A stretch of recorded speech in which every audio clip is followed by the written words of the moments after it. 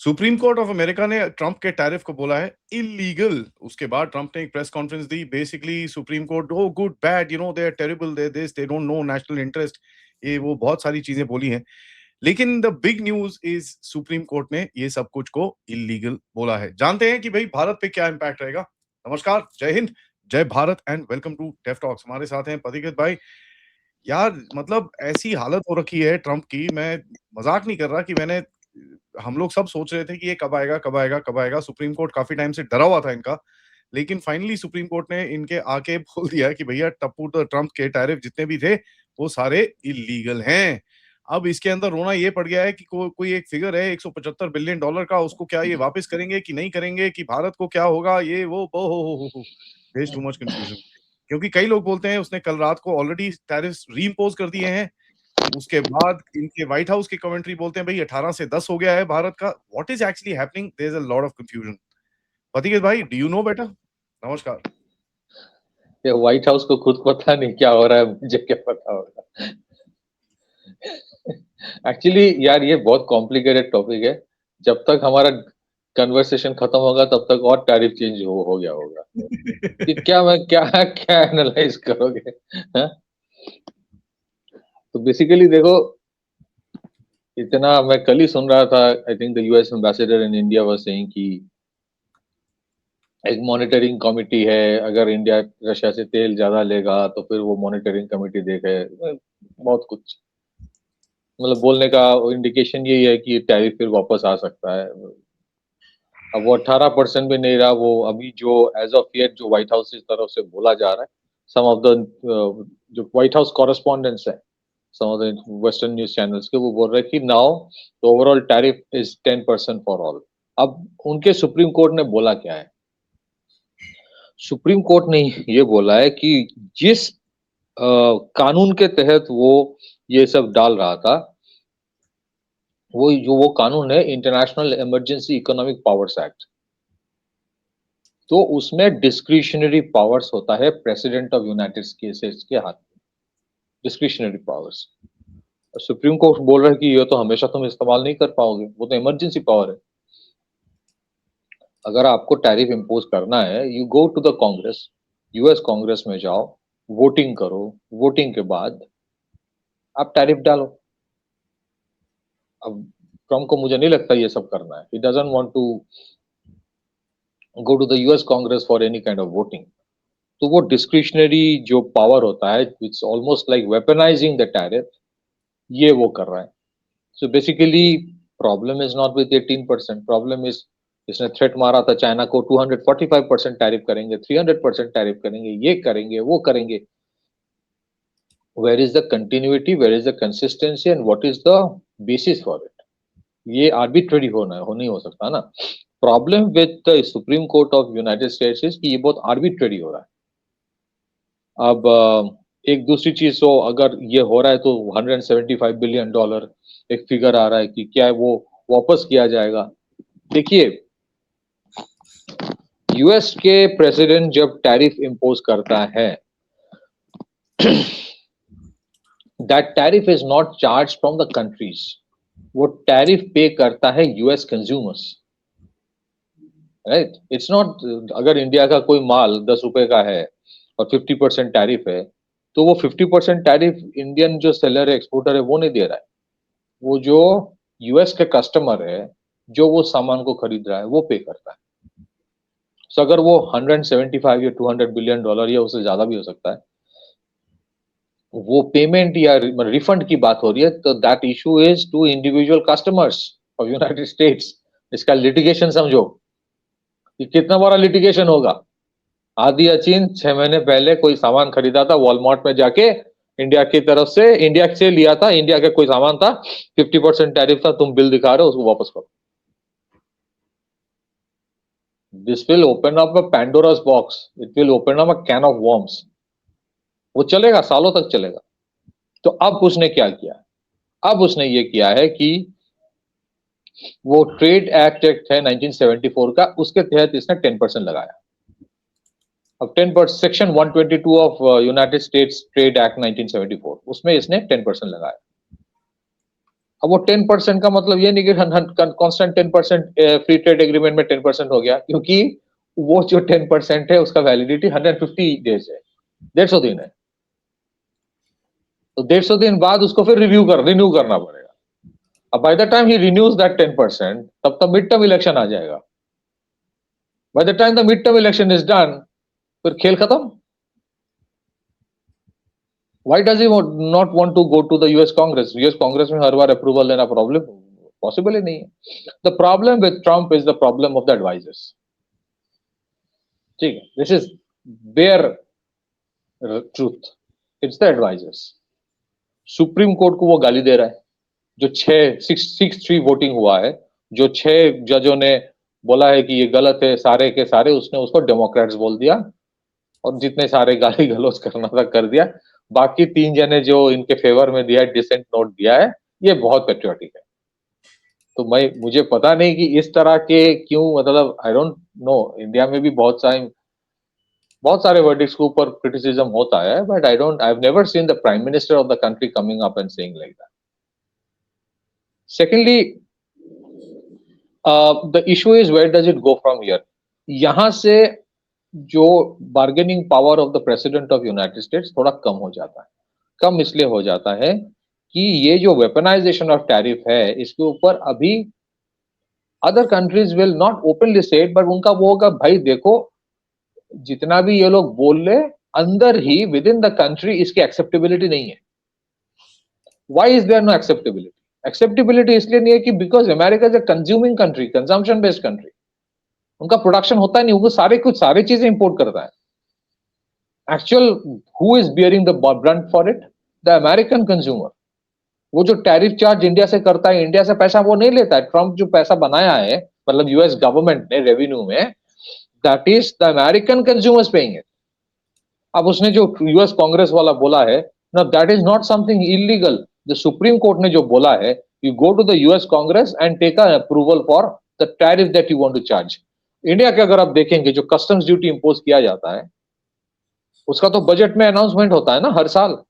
Budget में announce होने के बाद that goes for the voting. Vote में बेसिकली सरकार जीत जाता है, so but you are announcing it in the parliament. there is a problem with arbitrary discretionary powers that presidential form of governance always have, and that is actually creating, आप imagine कीजिए, ये जो free trade agreement की बात हो रही है, operationalise अगर आप मार्च में, I will not be surprise आदि अगर ये फ्री ट्रेड एग्रीमेंट के बारे में many of the countries including India, मुझे I can't say it with guarantee, पर मुझे लगता है कि I will not be surprise अगर वो बोले कि let's do it 6 months later. क्योंकि अगर आप फ्री ट्रेड एग्रीमेंट साइन कर रहे हो, मतलब ऑपरेशनलाइज कर रहे हो अप्रैल के महीने में विद 10% टैरिफ, अभी जो सिचुएशन है इट इज 10% टैरिफ, नॉट 18%। 5 महीने बाद क्या होगा? 5 महीने बाद you have to rewrite the whole thing.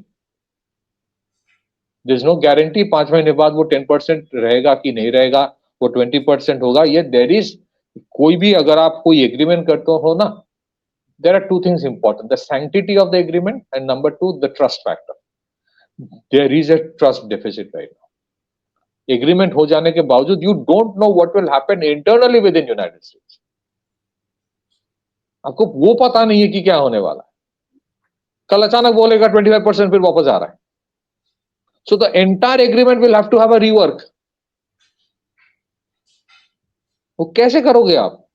Compare to that European Union के साथ जो एफटीए हुआ है, या जो यूएई के साथ हुआ है, ऑस्ट्रेलिया के साथ हुआ है, यूके के साथ हुआ है, they have been relatively much smoother ride. क्योंकि वहां पे क्या है, what is the similarity? None of those countries have so much of discretionary power in the hands of their heads of state. उनके हेड्स ऑफ स्टेट्स के पास उतना discretionary powers नहीं है।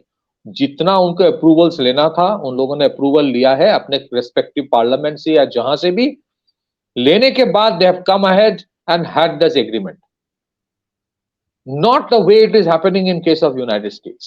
अब सुप्रीम कोर्ट से ये जो इशू है, ये तो पता था ये होने वाला है टुडे और tomorrow, whether it would have been the Supreme Court or the midterm election.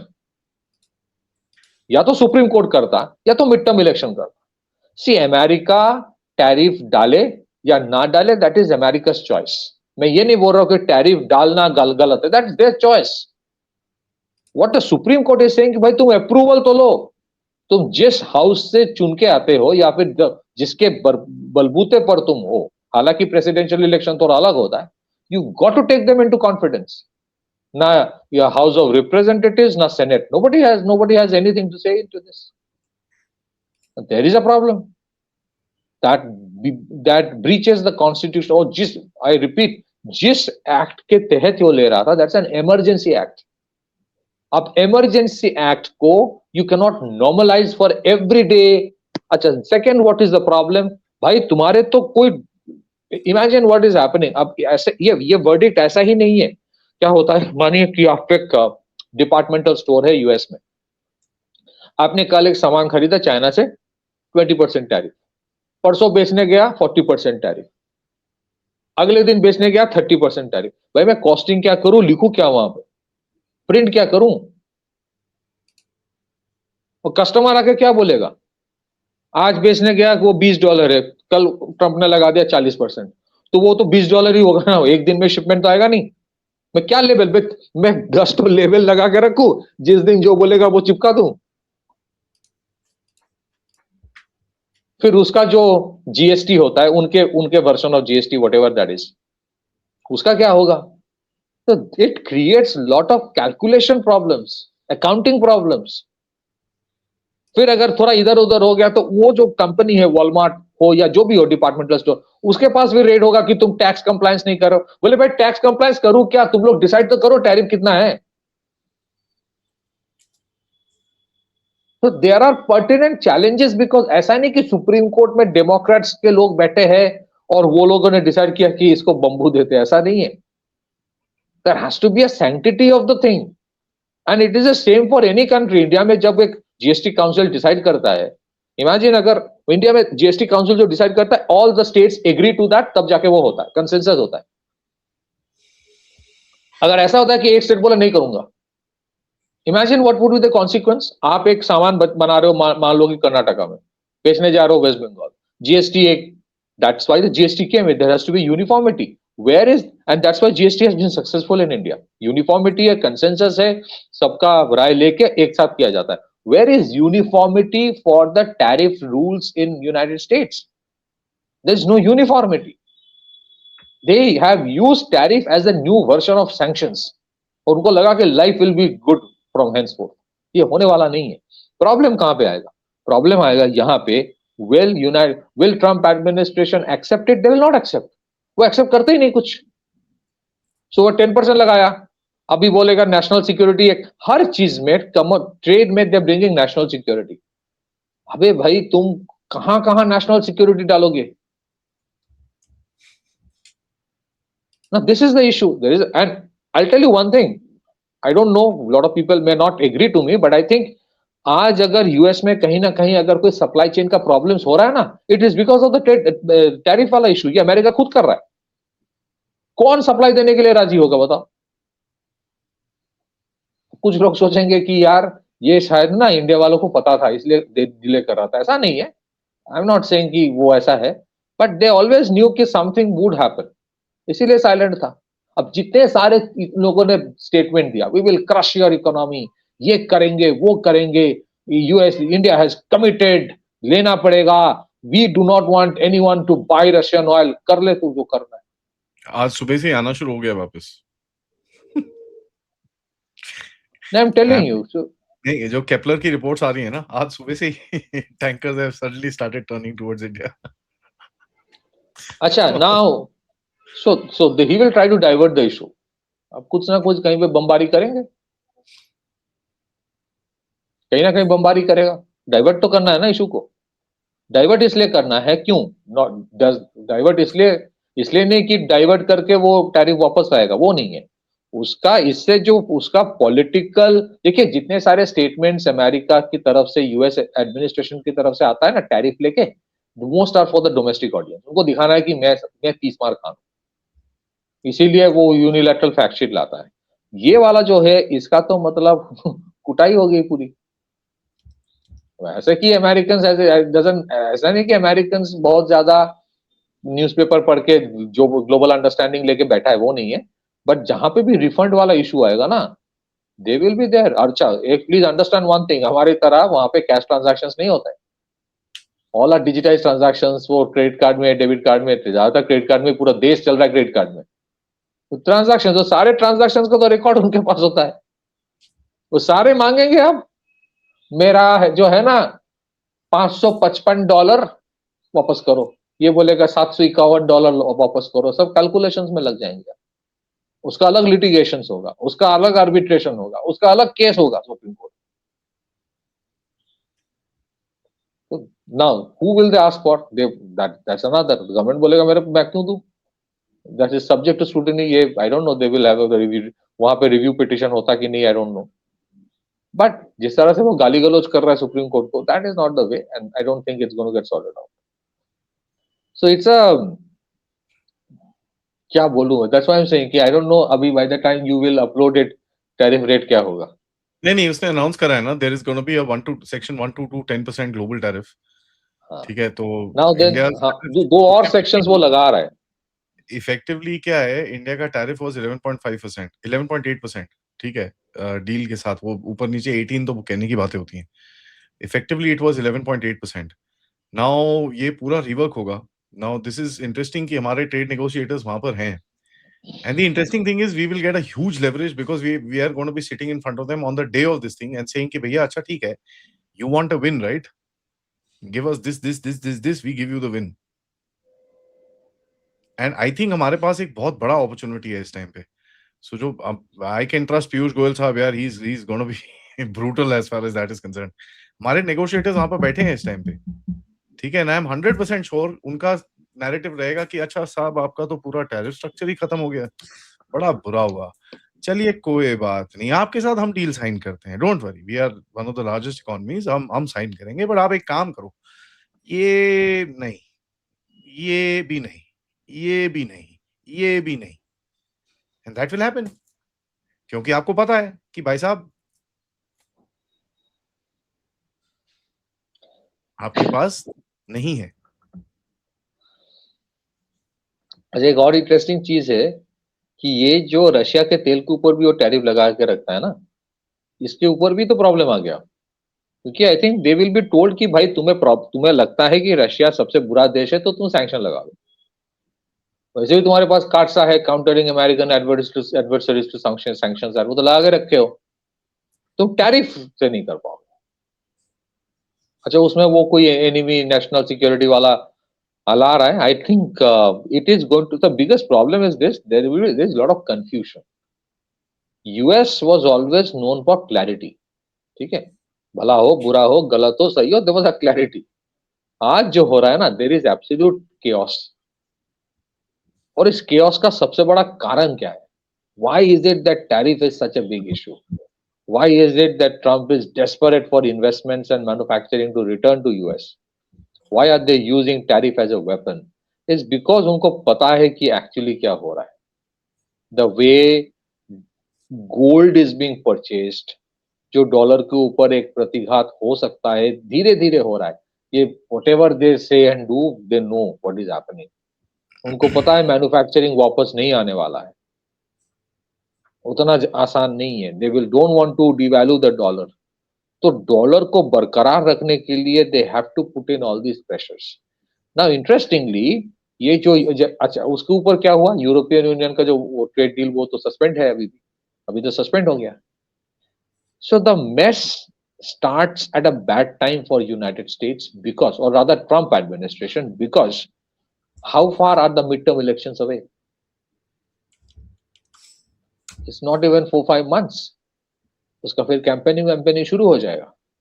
It's not going to be easy for them. और आपने जो कहा बिल्कुल सही, I think the bargaining power of India goes ahead, goes up. India sign करेगा शायद, but they will ask for more bargainings, more concessions, and there has to be, अभी वो जो कमिटी बैठाएगा रखा था कि भाई वो इंडिया तेल ले रहा है कि नहीं उसके ऊपर टैरिफ लगाएगा, अब वो कमिटी का काम होगा 5 महीने बाद जो टैरिफ आएगा ऊपर नीचे उसके ऊपर ही काम करेगा। उस कमेटी का काम ही बदल गया। वो रिव्यू कम्युनिटी अब किस तरह क्या मॉनिटर करेगा? मॉनिटर ये नहीं करेगा कि रशिया से ले रहा है कि नहीं, मॉनिटर करेगा कि सुप्रीम कोर्ट ने क्या बोला, फिर 5 महीने बाद क्या होगा। So these are temporary adjustment measures. ये जितने सारे टैरिफ वाला ट्रेड पावर्स होता है, trade when you weaponise thinking that you are the permanent biggest market in the world, that is an issue, there is an issue. Compare to this, look at European Union के साथ आपका आज कोई problem ही नहीं है। European free trade association and then European Union, दोनों के साथ एफटीए हो गया, यूके के साथ हो गया है, रशिया के साथ होने वाला है, ऑस्ट्रेलिया यूएई हो गया है, many more are in the pipeline, Canada is desperate for a trade deal. So you are somewhere left behind, not because आपका मार्केट अच्छा नहीं है, not because countries do not want to trade with US. US is still the biggest market, the most attractive market, but because of your own harakiri. And that was inevitable what happened. So it's not something which has come out of the blue. It was expected to happen. I think next what would happen is that Russia से तेल लेना बढ़ जाएगा। You know why? अच्छा, आपको पता होगा, very sure, because वो टैंकर, वो टैरिफ वाला इशू ही नहीं रहेगा, टैरिफ वाला इशू ही नहीं रहेगा, हो गया। आपको लगाना है सैंक्शंस लगाओ, दे will not impose sanctions on Russia. So tomorrow onwards, if the Russian sale of oil goes up, they have to somehow contain the supply of oil in the global market. So the next big bet for them invariably is Iran. So if the Iran attack thing was reconsidered, I think this will be brought on the table right tonight. Yep. Over the weekend, I look at it. Absolutely correct. Either this weekend or next weekend, one of the two, it's going to happen. It's going to happen. ये अभी ज़्यादा time रुकेंगे नहीं. Interesting times, यार. Very, very interesting times. And it was मैं जब रात को तो देखा, बट सुबह उठ के जब मैंने उसका ट्रम्प का स्पीच देखा, बड़ा मजा आया मेरे को. लोगों ने उसका रीमिक्स भी बना दिया है. उसके बाद वो एक्चुअली गुस्सा होकर वहां से चले भी गया था. So that also happened. But in any case, thanks bye for that update. सबसे रिक्वेस्ट है, वीडियो को लाइक करिए, सब्सक्राइब करिए and share this with your friends, families and whoever you think wants a laugh in the morning. क्या यार, मतलब इतना सब कुछ हो रहा है, शर्टलेस प्रोटेस्ट हो गया, उसके बाद इतना कुछ है, मतलब हम कवर ही नहीं कर पा रहे इस चीज को. शर्टलेस प्रोटेस्ट की वो तो हमको काफी बात करनी थी, बट खैर टैरिफ बीच में आ गया तो कोई बात नहीं. चलिए ठीक है, अगली बारी बात करेंगे. पथिकृत भाई के साथ वैसे भी हमारे शोज पेंडिंग है, मेन वाले जो भारी वाले शोज होते हैं तो वो भी करेंगे हम लोग. So please guys support the channel, check out the description for details. तब तक नमस्कार.